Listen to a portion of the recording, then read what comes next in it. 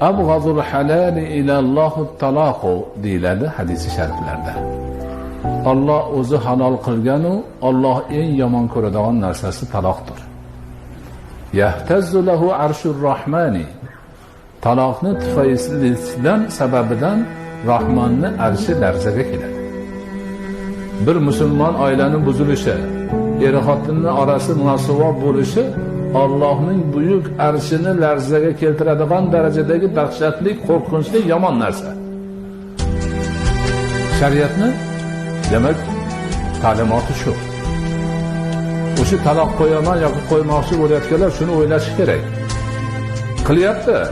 Qilyapti, lekin Alloh eng yomon ko'rgan narsani qilyapti. Allohning buyuk arshini dahshatidan larzaga soladigan narsani qilyapti. Shuni o'ylab qo'yish kerak.